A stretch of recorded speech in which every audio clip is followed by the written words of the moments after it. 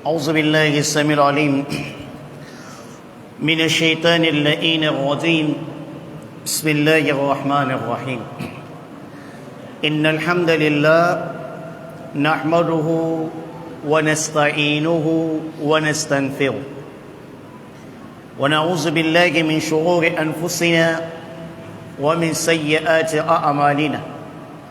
من يهده الله فلا مضل له ومن يضلل فلا هادي له. وأشهد أن لا إله إلا الله وحده لا شريك له في ذاته وفي ملكه. وأشهد أن عظيمنا وسيدنا وحبيب قلوبنا وشفيعنا يوم الجزاء محمد ابن عبد الله عليه الصلاة والسلام وعلى آله وصحبه ومن دعا بدعوته وسن بسنته من علماء العاملين وسائر الأهل الإيمان الذين يستمعون القول ويتبعون أحسن. أما بعد، سبحانك لا علم لنا إلا ما علمتنا إنك أنت العليم الحكيم. رب اشرح لي صدري ويسر لي أمري واحلل عقدة من لساني يفقه قولي. وبعد، السلام عليكم ورحمة الله وبركاته. Toutes les louanges sont pour Allah. Nous le louangeons, nous le glorifions, nous le demandons le pardon contre les méfaits de nos âmes et celui de nos péchés. Quiconque Allah a guidé, nul ne peut l'égarer. Et quiconque Allah égare, nul ne peut le guider. Je témoigne en toute vérité qu'il n'y a aucune divinité digne d'être adorée en dehors d'Allah, dans sa seigneurie, dans sa seigneurie, sa divinité, ses noms et ses attributs. Et je témoigne de même que Mohammed, prière et salut d'Allah sur lui, est son serviteur et messager. Qu'Allah prie sur lui, sur sa famille, ses pures épouses, ses valeureux compagnons et tous ceux croyants et croyantes ayant suivi leur chemin jusqu'au jour du jugement dernier. C'est à quoi, nobles frères dans la foi, nous rendons immensement grâce à Allah, exalté soit-il, qui, de par sa volonté et sa puissance, a bien voulu réunir nos visages dans cette mosquée Ahlus Sunnah wa Jama'a, dans notre beau pays et notre noble quartier de Bonaloka, dans notre ville de Douala et dans notre beau pays, le Cameroun, en ce soir du lundi 29 du mois de Rabi'ul Ahar de l'an 1445 de l'Hégire, correspondant au lundi 13 novembre 2023. Ceci dans le but de poursuivre avec le 81e cours dans ce livre Sharh Sunnah du grand savantiste prédécesseur, Imam Ahlus Sunnah wa Jama'a, Imam al-Barbahari, rahimahullah, qu'Allah lui fasse miséricorde, qui est l'explication approfondie du grand savant contemporain, le chef Fawzan bin Fawzan, hafizahullah wa qaddasallahu ruha. Aujourd'hui, nous entamons un nouveau chapitre. Et ce chapitre est intitulé le Hajj, c'est-à-dire le pèlerinage, wal ghazwa, ainsi que la guerre ou encore la djihad, se font sous le commandement d'un imam, en d'autres termes d'un amir. Et dans ce chapitre, nous allons étudier de même comment se passe la djihad en islam. Bimanillahi wa ma'ishati. Qala al-muallif rahimahullah.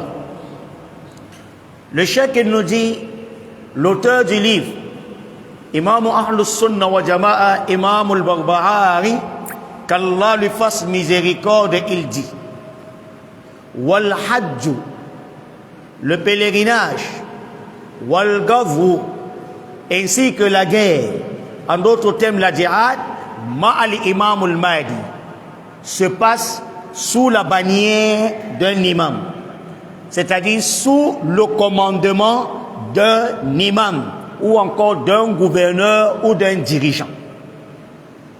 Et quand on parle de imam, il ne s'agit pas du imam de la mosquée, non. Il s'agit du imam qui est le imam de tous les représentants des musulmans, soit dans le pays auquel on réside ou dans la contrée auquel on réside, comme on a expliqué dans des cours précédentes. C'est ce imam qu'on parle, c'est-à-dire le chef des musulmans en entier.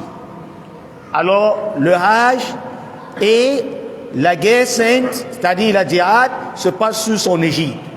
Il dit wa salatul jumu'atu khalfahum jaizatun.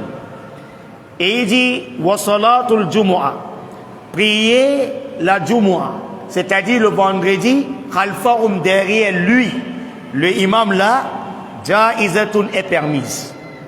Donc il est permis de prier la prière de jumu'a derrière le imam, c'est-à-dire le dirigeant. Wa yusalli ba'daha sitta raka'atin. Et on prie ba'daha, après elle, c'est-à-dire cette prière du vendredi, sitta raka'atin, 6 raka'at. Et nous allons voir dans les explications du Cheikh Fawzan bin Fawzan, car nous savions dans la sunna, après la prière de Jumu'ah, il y a 2 raka'at qu'on peut faire, au minimum. On peut aller également à 4, au maximum. Et ça, c'est ce qui est le plus connu. Et il n'y a pas de mal à aller également à 6 raka'at. On va voir cela dans les explications. Il dit, wa yafsilu bayna kulli raka'atayn. On doit donc faire 2 raka'at. C'est-à-dire, wa yafsilu, on doit séparer chaque 2 raka'at. Comme pour dire, après 2 raka'at, on fait la salam. Après deuxième, on fait la salam. Et la troisième, n'est-ce pas, unité, on fait de même la salam. Voilà pourquoi il dit wa yafsilu bayna kulli raka'atin. On doit marquer une, on va diviser ou bien séparer entre chaque 2 raka'at.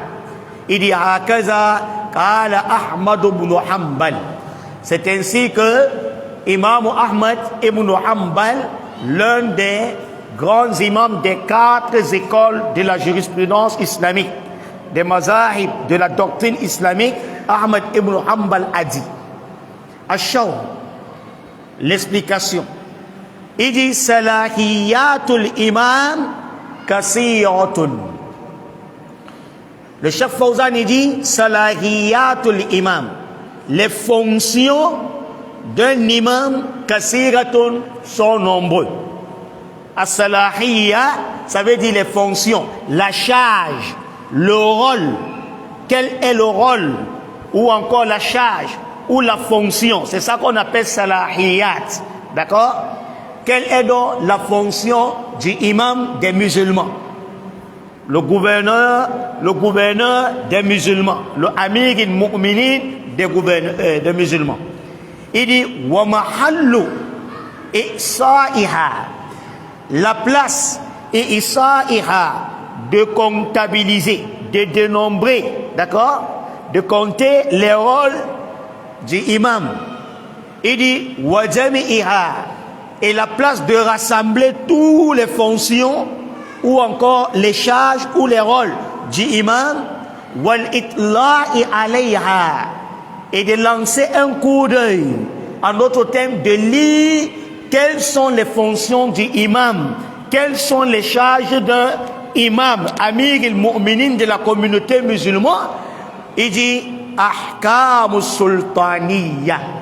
Si tu veux voir cela, cherche, n'est-ce pas, les règles juridiques en relation avec le sultanat en islam.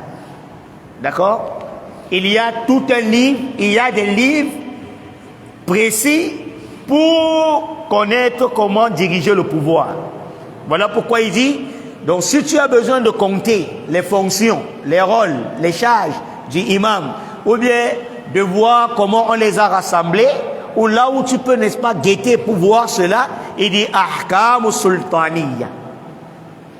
D'accord? Les règles relatives au sultanat, c'est-à-dire au amirat, pour être, n'est-ce pas, un dirigeant. Allati ullifat fi hadha, dont on a écrit à ce sujet, au sujet, n'est-ce pas, du pouvoir, je vais dire, il dit mislo ahkam sultaniya lil Mawardiya. Alors on va chercher ce livre ahkam sultaniya et nous conseillons tous nos dirigeants, d'accord, d'aller chercher ce livre ahkam sultaniya, ou bien qu'ils le cherchent, s'ils ne maîtrisent pas, qu'ils cherchent un savant qui doit leur apprendre ce livre. Il y a tout dedans. Comment diriger le pouvoir? Quelles sont les fonctions d'un pouvoiriste, d'un amir? D'accord? Il dit ahkamul sultaniya li Mawardiya, du grand savant qu'on appelle Mawardi. C'est lui, il a élaboré un livre, ahkamul sultaniya. Il dit wal ahkamul sultaniya li Abi Ya'la al-Hanbali. Il y a également ce grand savant prédécesseur qu'on appelle Abu Ya'la al-Hanbali, d'accord, qui a édité ou encore écrit un livre Ahkam sultaniya, les règles relatives au pouvoir, au sultanat. Il dit wa kutubun ukhra, et tu peux également chercher cela wa kutubun ukhra dans certains livres ullifat fi hadha, dont on a écrit à ce sujet, c'est-à-dire au sujet du sultanat ou encore de l'amirat en islam. Fiha bayanun salahiyatil imam. Dans ces livres-là, bayanun, il y a des explications, d'accord, salahiyatil imam, de la fonction des imams, ou encore de la charge ou du rôle d'un imam, d'un dirigeant, d'un chef. Mafhum? Il dit wa hadha mazkurun, et ceci là mazkurun est mentionné, c'est-à-dire écrit fi kutubil fiqh, dans les livres de la jurisprudence islamique. Dans beaucoup, n'est-ce pas, des livres de la jurisprudence comme fiqh ou sunna que j'enseigne du côté de Bonaberi et à la radio Al-Huda, il y a également cela. Dans beaucoup de livres, n'est-ce pas, de la fiqh, on peut trouver ces règles du sultanat ou encore de l'amirat. Wa fi kutubil aqaid, également dans les livres al-aqaid, des dogmes islamiques. Al-qa'aid, c'est le jam'u de quoi? Aqidah. J'espère que nous avions suivi le dogme, la croyance islamique. Dans les livres de la croyance, n'est-ce pas, islamique, il y a également ces règles relatives au sultanat ou encore au pouvoir. Il dit Aïdan Kamaruna, encore plus Kamaruna, comme également dans ce livre Sharh Sunnah également, il doit nous apporter quelques-uns. Il dit Awwalan, première fonction ou bien premier rôle d'un imam, d'un dirigeant, le Amir al-Mu'minin, le président, le dirigeant de tous les musulmans, alors c'est quoi? Annahu yatawalla salatul jumu'ati wal idayn. Alors nous devions savoir que parmi ses fonctions ou son rôle, annahu yatawalla salatul jumu'ah, c'est lui qui a la charge de diriger la prière du vendredi. Wal idayn, et il a également pour rôle de diriger la prière du Eid, que ce soit le petit Eid, Eid al-Fitr, hein, la fête de la rupture du Ramadan, ou Eid al-Adha, ou encore la fête du sacrifice. Donc c'est le imam, le Amir al-Mu'minin des croyants, alors qui doit les diriger. Il dit wa yusalli al-muslimina afwan khalfahu, et les musulmans doivent prier khalfahu, derrière cet imam. Illa, sauf an yahtara huwa, que huwa lui, le imam, an yahtara choisi, d'accord, wa yukhlifa min al-ulama'i, qu'il soit remplacé, wa yukhlifa, qu'il soit remplacé, qu'il ait un khalif. Un calife, c'est qui? C'est le remplaçant, d'accord, le substitut, d'accord. Alors il dit wa yukhlifa min al-ulama, soit qu'il soit remplacé par les savants. Il dit aw min talabatil ilm, ou par un étudiant, c'est-à-dire un chercheur de sciences. Man yusalli bin nas, celui-là qui doit prier avec les hommes, avec les gens. La première jama. Cela revient à dire que l'un des rôles d'un dirigeant des musulmans, c'est que la prière de Jumu'ah, c'est à sa charge. La prière de deux fêtes, c'est à sa charge. Mais il a le libre choix de choisir qui va diriger la Jumu'ah. Parmi al-ulama, les savants, ou talibul ilm, un chercheur de sciences. J'espère que nous comprenons. Jayyid. Ici, j'en interpelle également nos dirigeants en rang des chefs de la communauté, chefs traditionnels de la communauté musulmane. Parce que la plupart, nos chefs traditionnels, c'est encore eux, nos chefs de la communauté musulmane. Mais pardonnez-moi, nos chefs, on a le rôle de dire ce que Allah et son messager ont dit. Comme on a dit dans des cours précédents, la manière qu'on soit un dirigeant, si on dit chef de la communauté musulmane, il doit être un savant. Il doit être quoi? Un savant. Le ami de tous les musulmans doit être un savant. Bon, aujourd'hui, la situation a fait que c'est des chefs traditionnels qui sont les dirigeants encore des musulmans. Mais ici, si toi le chef, tu n'as pas de savoir, ne fais pas ce que les Aoussa appellent le karambani. Parce qu'on a dit que c'est le amir qui va diriger la Jumu'ah et les deux fêtes. Si tu ne peux pas, laisse ça à qui? Al-ulama. Voilà pourquoi le cheikh Fawzan il nous dit illa an yahtara huwa wa ya'lifa min al-ulama'i aw at-talab al-ilm. Mafhum? Soit tu laisses aux ulémas ou bien aux chercheurs de sciences. Parce que tu peux monter au mimba le vendredi. Pendant que tu fais la routba, tu as oublié de t'asseoir la deuxième assise. Et peut-être, puisque tu es le chef, les gens, tu es charismatique. D'autres peut-être ont peur de te parler. Et tu descends là-bas, tu fais la prière. À la fin, quelqu'un vient te dire, il y a imam, vous aviez oublié la deuxième assise. Comment sera ce vendredi? Valable ou non valable? Très bien. Ici, ça relève de qui? Des savants.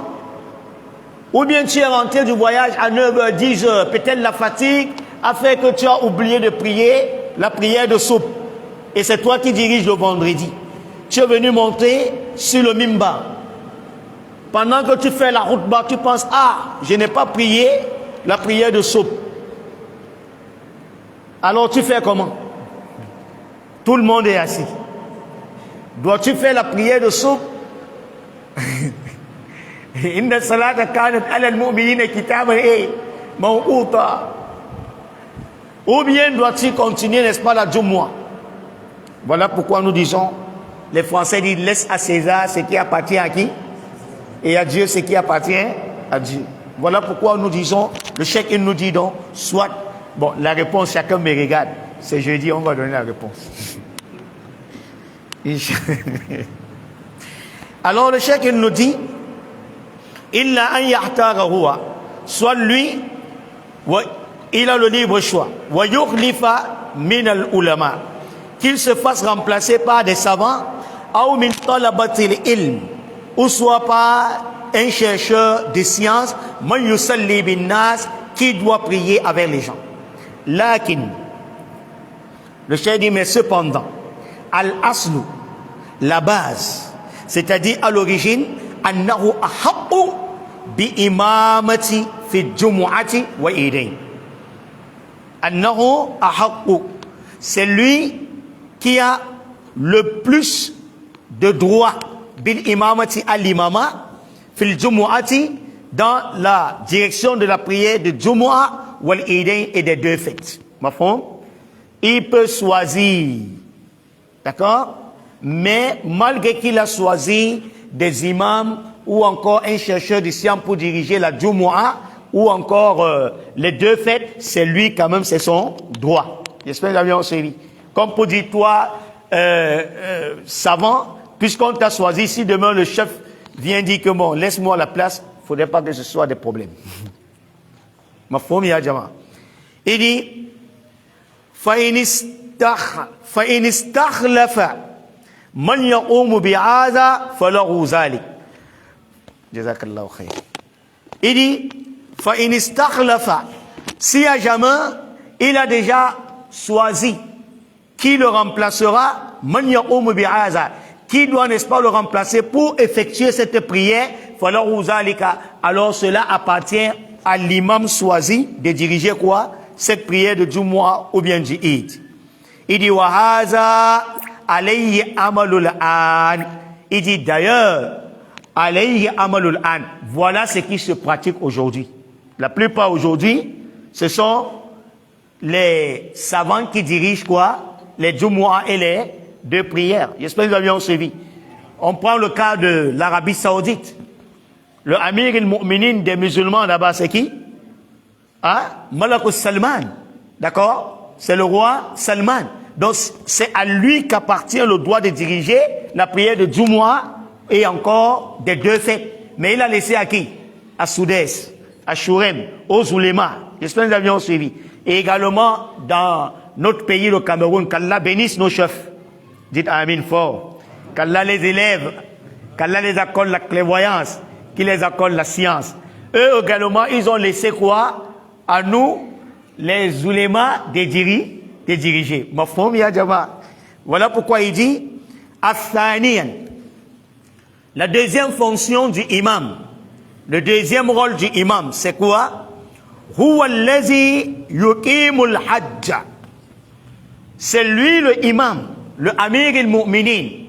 D'accord? Le gouverneur des musulmans, allazi yuqimul hajj, qui prend la charge, n'est-ce pas, du pèlerinage, qui dirige le pèlerinage.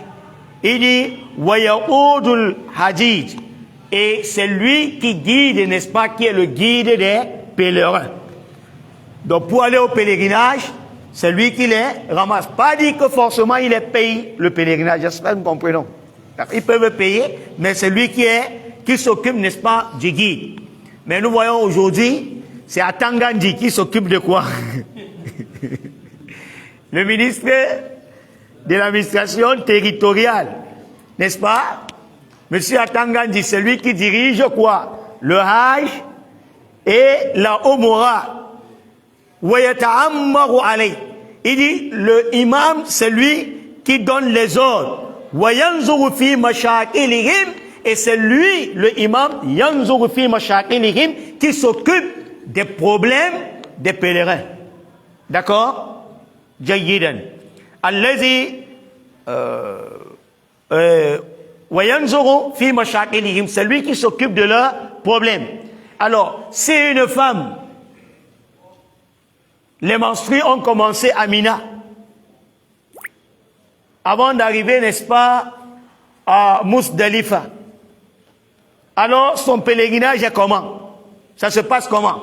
Elle est obligée d'aller demander le guide des pèlerins, n'est-ce pas, monsieur Atangandji. Comment il va faire? J'espère que vous avez bien suivi.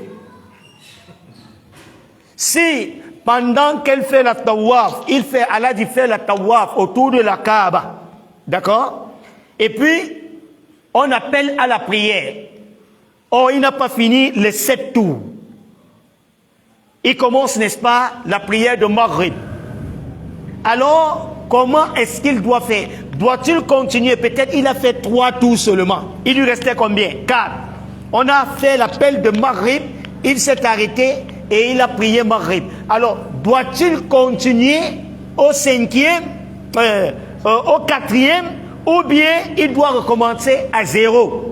Tout ceci, ce sont des problèmes liés à la jurisprudence islamique, la fiqh, par rapport au Hajj. Donc s'il a ce problème, il va aller demander monsieur à Tangandji. Parce que c'est lui qui est le amir des pèlerins. Est-ce que nous comprenons? Mais maintenant, nous voyons qu'il y a beaucoup de nuances. Dans la norme, ce n'est pas un non-musulman qui ne maîtrise rien des rites de notre religion qui doit diriger le pèlerinage. Pardonnez-moi, monsieur le ministre, si vous pouviez comprendre, n'est-ce pas cela? Mais même dans la loi républicaine, on doit donner à Dieu ce qui appartient à Dieu et à César ce qui appartient à qui? À César. Dans la norme, c'est un musulman qui doit diriger, n'est-ce pas, ce domaine-là. Et non un non-musulman qui ne maîtrise pas. Parce que voilà ce que la loi islamique nous dit par rapport à cela. J'espère que nous comprenons. Donc quand un pèlerin a un problème, il se réfère à qui? Au amir du Hajj. Mais maintenant, vous convenez maintenant avec moi par rapport à ce cours que la faute revient à qui? Au ministre à Tangandji? Nous disons non. On ne peut que lui dire merci pour l'organisation du pèlerinage qu'il est en train de faire. D'accord? La faute revient à qui? À nous musulmans. Vous comprenez le cours de la fois dernière? Est-ce que nous sommes organisés? Nous ne sommes pas organisés. Si on avait un amir des musulmans au Cameroun, alors on peut aller revendiquer cela. Et ça nous reviendrait peut-être de droit. Hier, c'était l'ex-ministre musulman, Marafa. C'est ça, non? Qu'Allah Azzawajal lui pardonne ses erreurs et ses défauts. Et je ne dirai rien. Tout le monde connaît ce qui s'est passé à son époque. Est-ce que nous comprenons? Bien que c'était un musulman. Mais regardons entre les deux là. Qui est le mieux? Tout le monde a la réponse. Qui est le mieux? Tout le monde a la réponse. On nous a sorti le Hajj VIP. Le Hajj quoi? VIP. Vous êtes les VIP plus que moi, qui est pauvre. C'est dans quel babi de la fiqh? C'est dans quel chapitre de la jurisprudence qu'il y a des pèlerins supérieurs aux autres? C'est nous qui avions sorti cela. Voilà pourquoi nous musulmans ne pleurons pas avec le gouvernement de notre pays. Qu'Allah bénisse, n'est-ce pas, nos gouvernements. Et qu'Allah bénisse et guide davantage les pas de notre président, son excellence Pombia. Excusez, ce n'est pas la politique, c'est la science. C'est à nous la faute. Tu as ton VIP, j'ai aussi mon Ayyuhannas. D'accord? Ton ticket est VIP, mon ticket est quoi? Ayyuhannas. Tu es dans la houpelante blanche et je suis aussi dans la houpelante quoi? Blanche, n'est-ce pas? Est-ce que quand Amadou Aïdjo, que la paix d'Allah soit sur lui, qu'Allah lui fasse miséricorde, lorsqu'il allait au pèlerinage, on pouvait le distinguer, n'est-ce pas, avec ses gouvernés? Nos majestés, nos chefs, ils sont allés au pèlerinage. Est-ce qu'on peut les distinguer avec, n'est-ce pas, leurs gouvernants, leurs gouvernés? Non plus. Voilà pourquoi le cheikh il nous dit, donc le amir des musulmans, c'est lui qui doit regarder, s'occuper des problèmes des pèlerins. Il dit as-salisa, le troisième rôle, ou bien la troisième fonction d'un imam, amir al-mu'minin. Il dit quoi? Iqamatu jihad fi sabilillah min salahiyatil imam. Iqamatu jihad fi sabilillah min salahiyatil imam. Il dit l'accomplissement de la jihad. Faire la jihad fi sabilillah dans le sentier d'Allah min salahiyatil imam.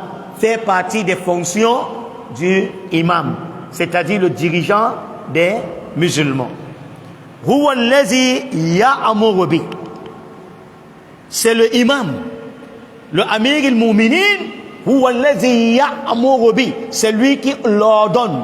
C'est-à-dire qui ordonne quoi? La djihad. Tu ne dois pas simple musulman, tu es assis chez toi dans ton quartier et tu dis djihad fi sabilillah. J'espère que nous comprenons. Qui ordonne? C'est le amir al-mu'minin. Il dit huwa allazi yunazzimu rayat.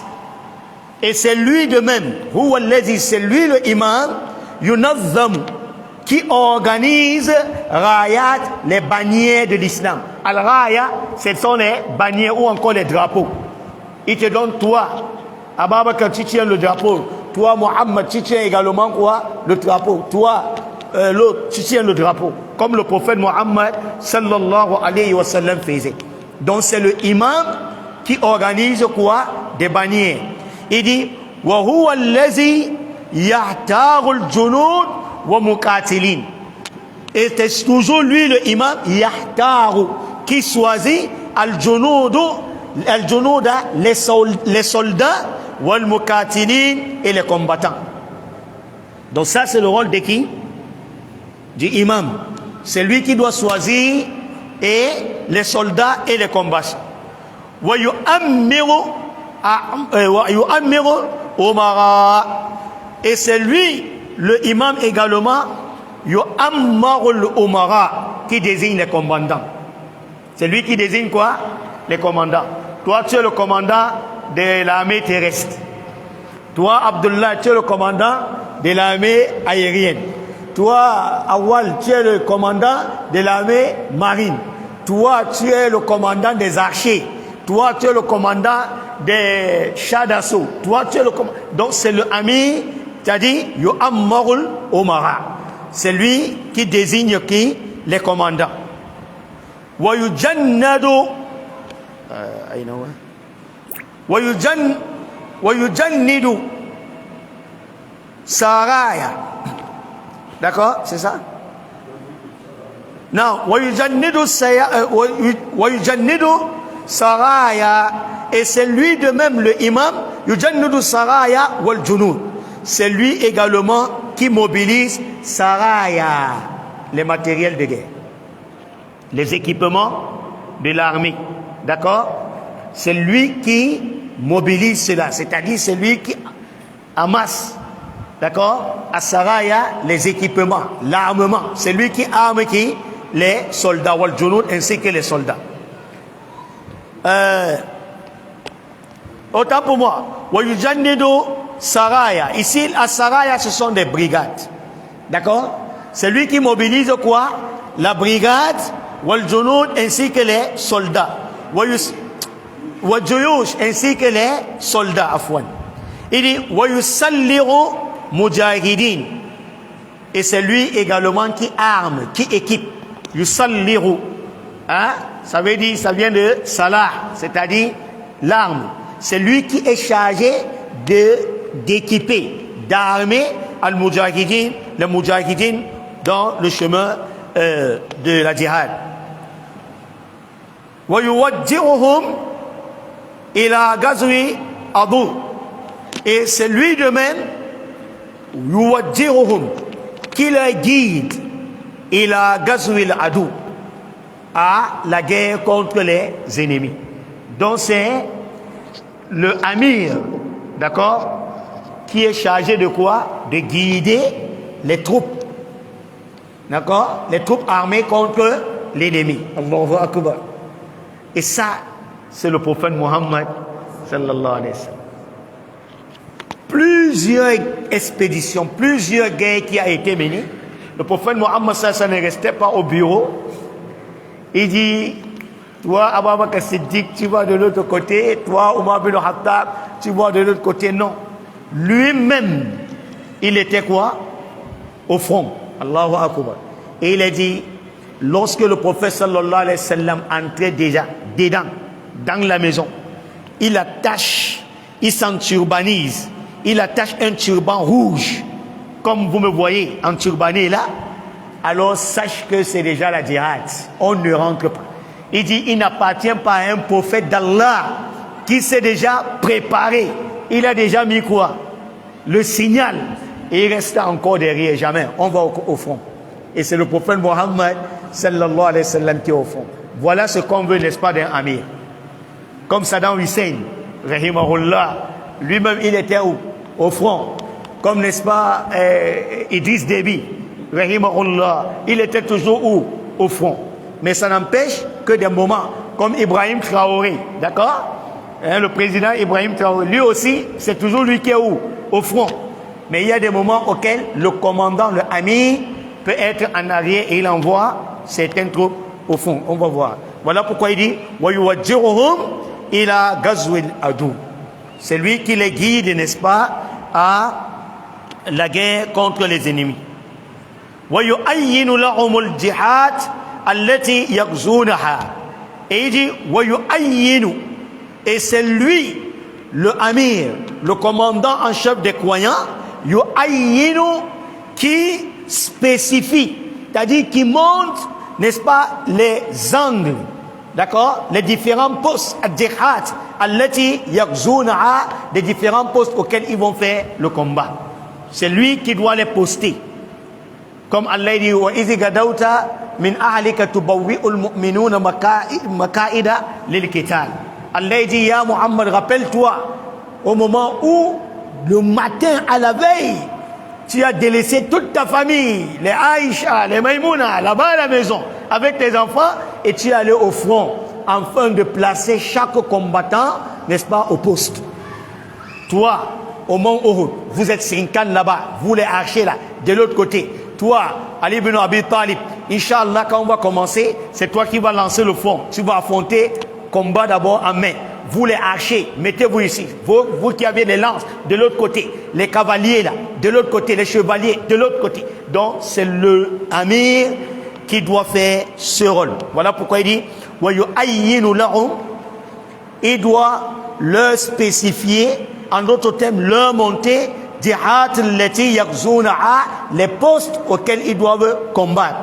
Il dit fal jihadu, la jihad min salahiyatil imam, fait partie des fonctions ou encore des rôles ou de la charge du imam. D'accord? Il dit walaysa jihadu fawda. La jihad là, walaysa jihadu, la jihad ce n'est pas quoi? Al-fawda, ce n'est pas le chaos, ce n'est pas le désordre. D'accord? Al-fawda, ça veut dire quoi? Le désordre. Chacun s'élève pour dire que bon, on va jihad fi sabilillah. Comme souvent, quand les musulmans sont attaqués, nos jeunes là, ici à Douala, quand ils sont attaqués contre les non-musulmans, ils s'élèvent directement jihad. Là, c'est pas ça.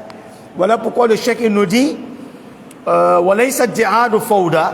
La jihad, ce n'est pas le chaos, ce n'est pas le désordre. Il dit fayamilu kullu man arada hamla salah. D'accord? C'est là. De tel enseigne que kullu man arada hamla salah, c'est là. Celui, chacun qui voudrait, n'est-ce pas, porter l'âme. Alors il porte l'âme, wa yaqtulu, et il dit qu'il va, n'est-ce pas, au combat. D'accord? Wa yahajumu, et il va également attaquer. Wa yaqul, et il dit ana ujahidu fi sabilillah. Moi je combats sur le chantier d'Allah.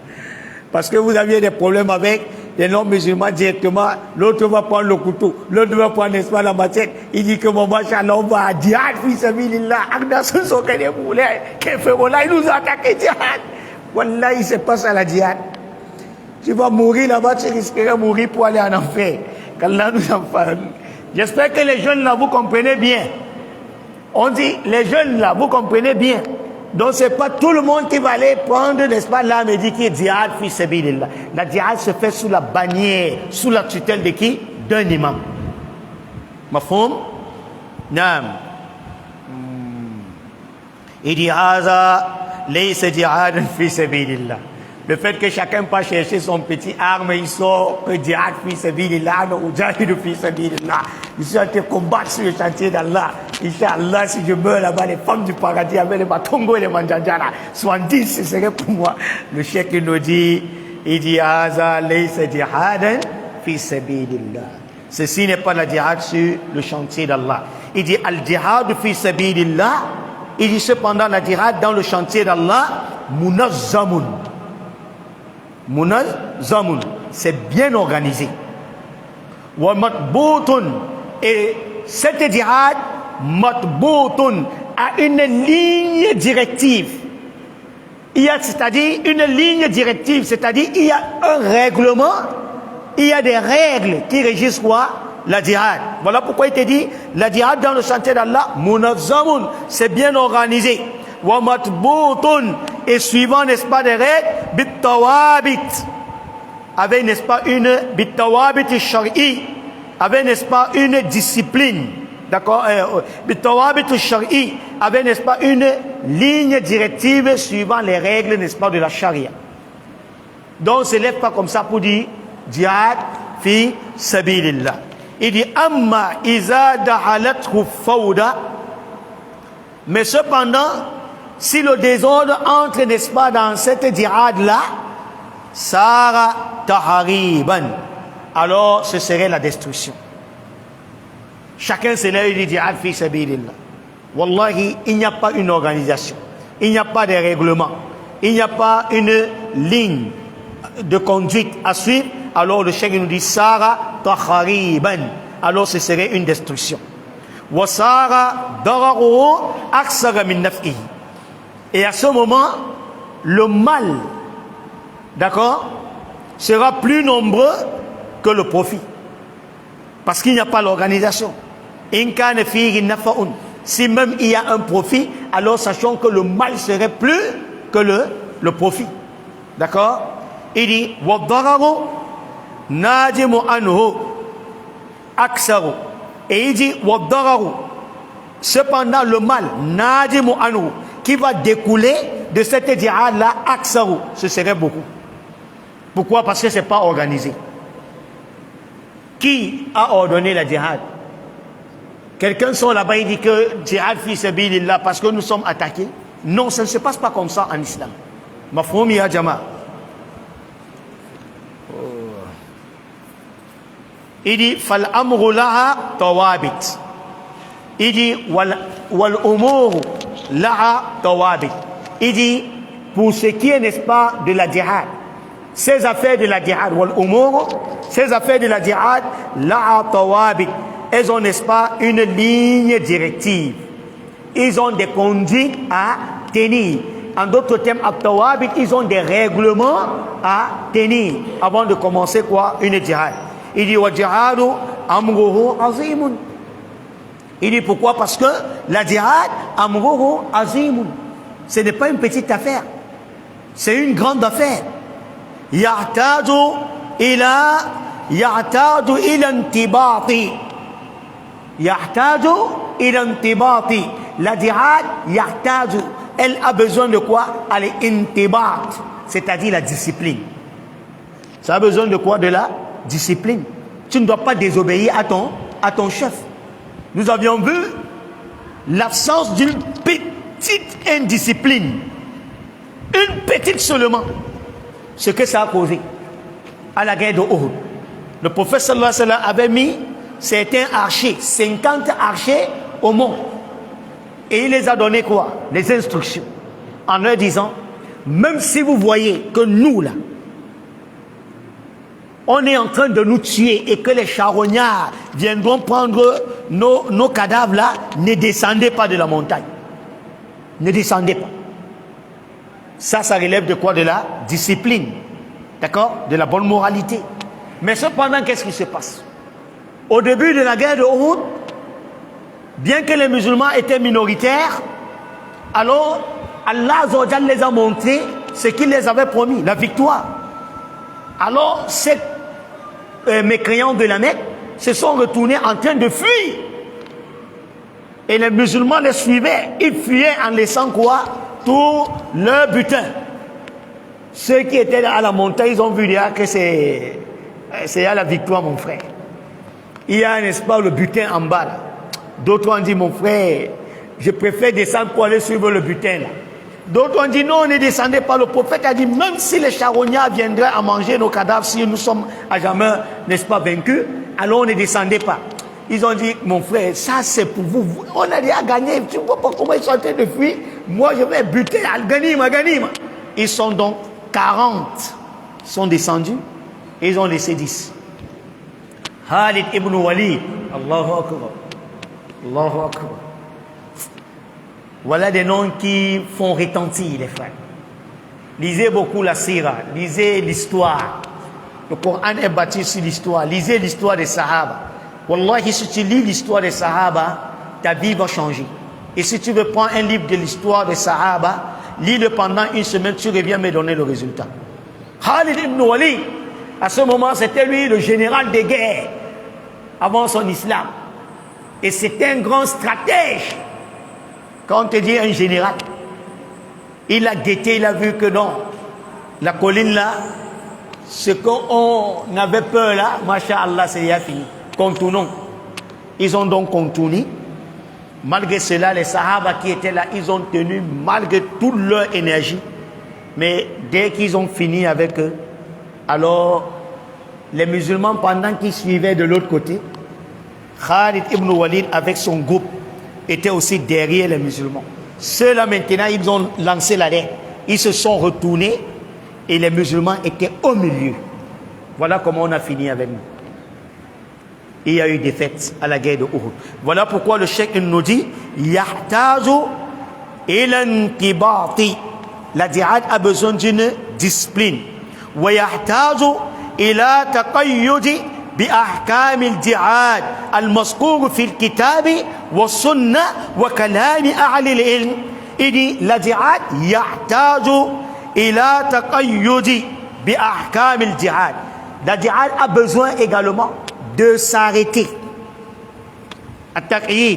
de s'arrêter, de se limiter au règlement de la djihad, aux lignes de conduite, aux directives de la djihad, mazkourati fil kitab, énoncées ou bien, n'est-ce pas, énumérées dans le Coran al-Karim, wa sunnah, dans la sunna du prophète Mohammed sallallahu alayhi wa sallam, wa kalami ahli al-ilm, et dans la parole des grands savants.